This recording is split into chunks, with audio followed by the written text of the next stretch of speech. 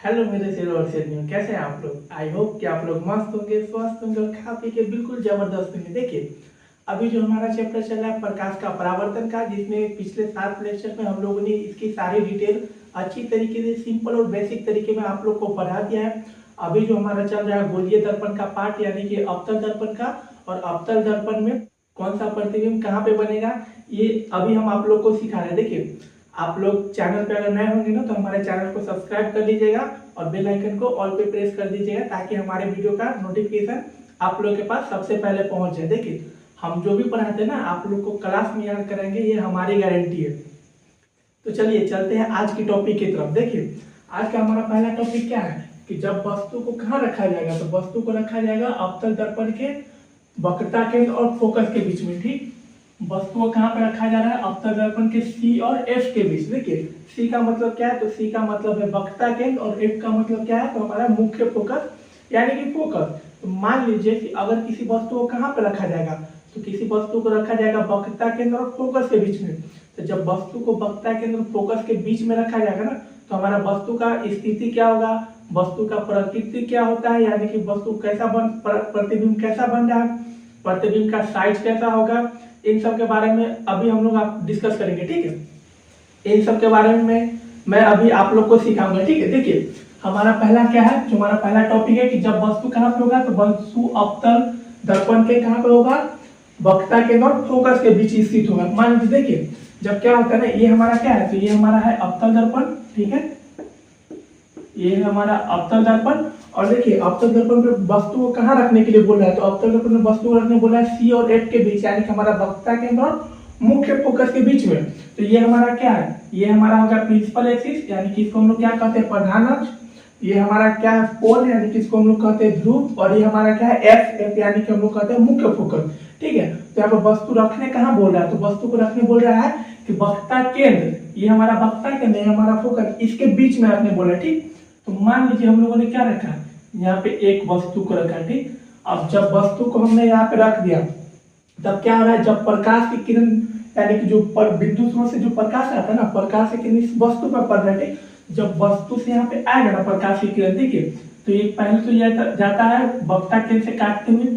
जब देखिए हम लोगों ने वस्तु कहाँ रखा, तो वस्तु को हम लोगों ने रखा था सी और एफ के बीच में। तो जब सी और एफ के बीच हमने वस्तु रखा ना, तो यहाँ से क्या हो रहा है, ये हमारा प्रकाश जब वस्तु पे पड़ रहा है ना, तो जब वस्तु पे पड़ के कहाँ पे जा रहा है, दर्पण पे जा रहा है। तो जब दर्पण पे जा रहा है, तो क्या हो रहा है, परावर्तन होने के बाद फिर उसी दिशा में वापस लौट रहा है। यहाँ पे देखिए, यहाँ से हमारा क्या है, प्रकाश निकल रहा है। ठीक, जब प्रकाश निकल के वस्तु के ऊपर जा रहा है, तो क्या हो रहा है कि हम वस्तु के ऊपर से जाकर दर्पण पे टकरा के, यानी कि दर्पण से परावर्तन होके क्या हो रहा है, उसी दिशा में वापस लौट रहा है यहाँ पे।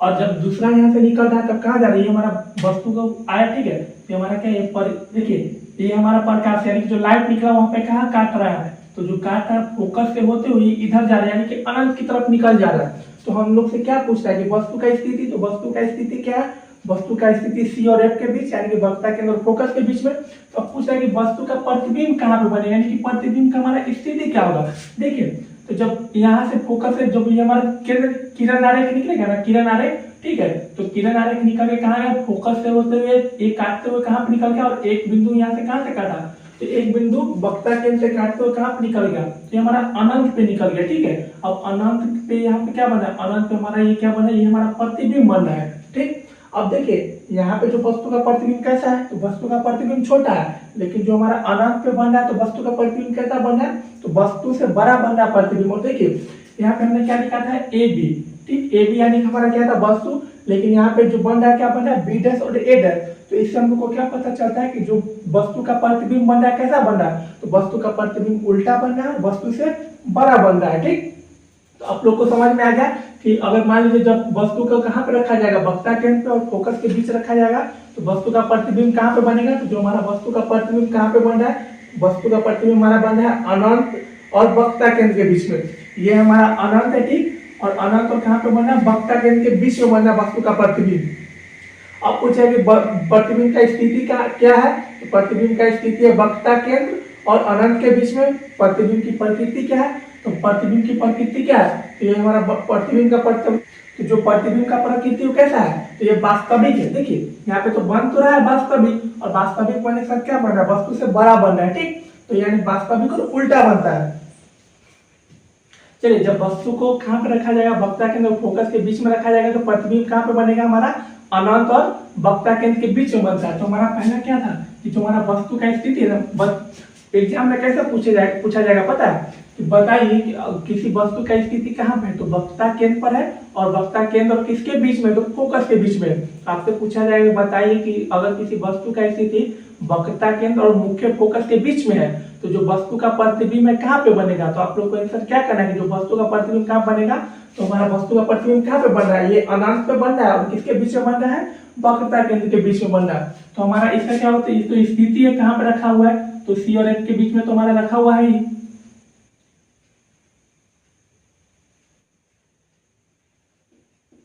कहाँ पे रखा जा रहा है, तो ये वस्तु को रखा जा रहा है सी और एफ के बीच में, यानी कि वक्ता केंद्र और फोकस के बीच में।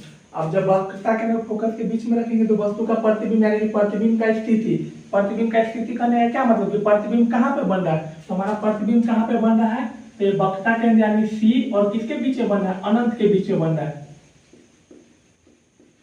अनंत के बीच में आप पूछ रहे हैं क्या कि हमारा प्रतिबिंब का प्रकृति बताइए। ठीक, जो प्रतिबिंब का प्रकृति कैसा है, वो वस्तु से बड़ा है, छोटा है, वास्तविक है, क्या उल्टा है। ठीक, तो जो हमारा प्रतिबिंब का प्रकृति क्या होगा, तो ये देखिए ये क्या बन रहा है, प्रतिबिंब एक तो उल्टा बन रहा है, और ये दूसरा क्या बन रहा है, यहाँ पे वस्तु क्या था, छोटा है। ठीक, यानी कि वस्तु छोटा है, यहाँ पे बन क्या रहा है, बड़ा बन रहा है। तो जो हमारा प्रतिबिंब का प्रकृति कैसा होती है, तो वास्तविक होगा,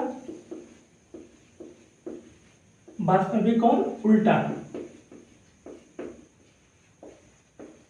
और जो प्रतिबिंब का आकार यानी कि जो हमारा प्रतिबिंब यानी इमेज है, तो इमेज का साइज क्या होगा, तो इमेज तो यहाँ पे हमने छोटा रखा था, और बन कहाँ कितना बड़ा रहा है, तो ये बन बड़ा रहा है। ठीक है, तो इसका इमेज की साइज क्या हो जाएगा, ये वस्तु से बड़ा बनेगा। देखिए, जब वस्तु कहाँ रखा जाएगा, वक्ता के अंदर फोकस के बीच में रखा जाएगा, तो वस्तु का जो प्रतिबिंब का स्थिति क्या होगा, वक्ता के अंदर अनंत के बीच में होगा। वस्तु का साइज क्या होगा, तो वस्तु का साइज प्रतिबिंब का साइज क्या होगा, वस्तु से बड़ा होगा, और प्रतिबिंब की प्रकृति कैसा होगा, तो वास्तविक और उल्टा होता है। ठीक, इतना अच्छी तरीके से आप लोगों को समझ में आ गया। अब देखिए दूसरी तरफ चलते हैं, हमने क्या लिखा है कि जब वस्तु को कहाँ पर रखा जाएगा, तो वस्तु को रखा जाता है अवतल दर्पण और अवतल दर्पण के कहाँ पे रखा जा रहा है, फोकस और ध्रुव के बीच में, यानी कि मुख्य फोकस और ध्रुव के बीच में रखा जा रहा है। ठीक, देखिए यहाँ पे क्या कर रहा है कि वस्तु को कहाँ रखना है, ये हमारा अवतल दर्पण है, ये हमारा क्या है, तो ये हमारा अवतल दर्पण है। ठीक है, अब वस्तु को रखने के लिए कहाँ बोल रहा है, एफ और पी के बीच। तो ये हमारा एफ क्या है, तो ये मुख्य फोकस है, पी क्या है, तो हमारा पोल यानी कि ध्रुव है। वस्तु को रखने के लिए कहाँ बोल रहा है, एफ और पी के बीच में। देखिए ये वस्तु को हमने कहाँ रख दिया, एफ और पी के बीच में रख दिया। ठीक, अब जब यहाँ से किरण आरेख गुजरेगा, तो जो किरण आरेख है कहाँ से काट के गुजरता, तो ये वक्ता केंद्र से काट के गुजर के फिर ये दर्पण के पीछे की तरफ निकल जा रहा है ऐसे। ठीक, फिर जब दूसरा किरण आरेख आएगा, तो यहाँ पे क्या होगा, प्रकाश जब परावर्तन होगा, दर्पण से टकराएगा तो क्या होगा, परावर्तन होगा। तो परावर्तन होने के बाद क्या हो रहा है, फिर ये इसी तरफ पीछे की तरफ निकल जा रहा है। तो जो हमारा वस्तु का प्रतिबिंब कहाँ बनेगा, तो वस्तु का प्रतिबिंब कहाँ पे बन रहा है, देखिए यहाँ पे ये तो हमारा आईना है, मिरर है। ठीक है, ये दर्पण है, तो दर्पण का ये आगे का साइड हो गया, अभी हमारा पीछे का साइड हो गया। तो जो प्रतिबिंब कहाँ पे बन रहा है हमारा, तो पीछे की साइड बन रहा है, यानी प्रतिबिंब कहाँ बन रहा है, पीछे बन रहा है। ठीक है, प्रतिबिंब कहाँ पे बन रहा है, पीछे बन रहा है। तो हमसे क्या पूछा है, जो वस्तु का स्थिति है, तो वस्तु का स्थिति तो यहाँ पे दिया हुआ है कि कहाँ पे है, एफ और पी के बीच में, यानी कि मुख्य फोकस और ध्रुव के बीच में। जो वस्तु हम लोग को कहाँ पे रखना है, मुख्य फोकस और ध्रुव के बीच में हमने वस्तु रख दिया। ठीक है, तो पूछा कि प्रतिबिंब की स्थिति बताइए। देखिए जब हम लोगों ने एफ और पी के बीच में रखा, तो यहाँ पे प्रतिबिंब हमारा कहाँ पे बन रहा है, ये प्रतिबिंब हमारा बन रहा है यहाँ पे, यानी कि दर्पण के पीछे बन रहा है। दर्पण के पीछे बन रहा है, तो प्रतिबिंब की स्थिति क्या होगा, तो प्रतिबिंब का स्थिति होगा दर्पण के पीछे।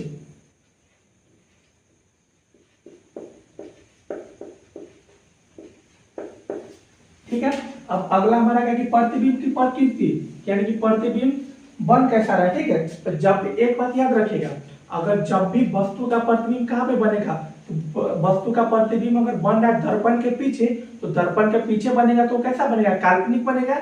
यानी कि काल्पनिक का दूसरा नाम क्या है, आभासी। तो हम लोग क्या करते हैं, जो वस्तु का जब भी प्रतिबिंब दर्पण के पीछे बनेगा ना, तो आभासी बनेगा और हमेशा सीधा बनता है। ये बात आप लोगों को समझ में आ गई। देखिए यहाँ पे क्या हो, आभासी तो बना और ये कहाँ पे बन रहा है, सीधा बन रहा है, यानी कि ए डैश बी डैश। तो जो हमारा वस्तु का प्रकृति कैसा होगा, वस्तु का प्रकृति होगा आभासी और सीधा।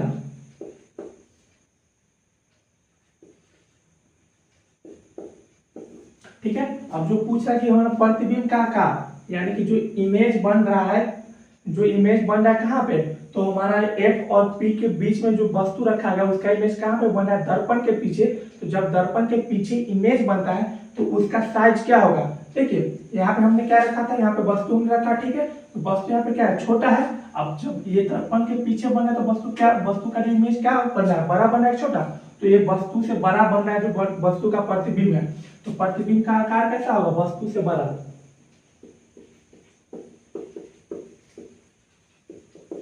अब देखिए समझते हैं, ये तो हमने आपको समझा दिया, फिर से एक बार इसको समझ लेते हैं। ठीक है, देखिए हम लोग को एग्जाम में क्या पूछेगा पता है, कि एग्जाम में हम लोग से पूछा जाता है ऐसे कि बताइए कि अगर दर्पण पे जो अवतल दर्पण है ना हमारा, तो अवतल दर्पण में हम एक वस्तु को रख रहे हैं, तो वस्तु को कहाँ पे रख रहे हैं, मुख्य फोकस और ध्रुव के बीच में, यानी F और P के बीच में हम क्या रख रहे हैं, वस्तु को रख रहे हैं। तो F और P के बीच में हमने ये वस्तु को रख दिया।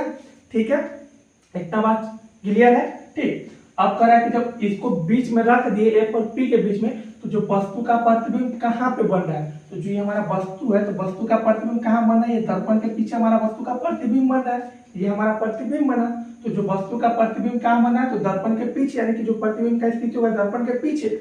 अब देखिए, अब मान लीजिए कि जब दर्पण के पीछे प्रतिबिंब बनेगा तो प्रतिबिंब का कोई साइज होगा ना, तो प्रतिबिंब का साइज क्या है, तो जब दर्पण के पीछे प्रतिबिंब बनना है तो प्रतिबिंब का साइज क्या है, तो ये वस्तु से बड़ा बनता है। देखिए यहाँ पे वस्तु छोटा था, लेकिन जब दर्पण के पीछे रखा गया तो क्या हुआ, वस्तु का जो इमेज है यानी कि प्रतिबिंब कैसा बना, तो वस्तु से बड़ा बना। और देखिए जो प्रतिबिंब का प्रकृति यानी कि बताइए प्रतिबिंब कैसा बना, वास्तविक बना कि आभासी बना। तो याद रखिएगा आप लोग कि जब भी प्रतिबिंब को दर्पण के पीछे रखा जाएगा ना, तो जो वस्तु का प्रतिबिंब होगा वो कैसा बनेगा, आभासी बनेगा, यानी कि काल्पनिक। काल्पनिक का ही दूसरा नाम आभासी, आप लोग कंफ्यूज मत होइएगा। ठीक है, तो प्रतिबिंब का प्रकृति कैसा है, ये आभासी बना रहा है। ठीक, और आभासी के साथ क्या बना रहा है, सीधा देखिए यहाँ पे हमने ए और बी ये प्रतिबिंब रखा था, तब जब दर्पण के पीछे बनेगा तो सेम वैसा ही बनेगा ना, यानी कि डुप्लीकेट बनेगा उसका, यानी हूबहू बनेगा उसका।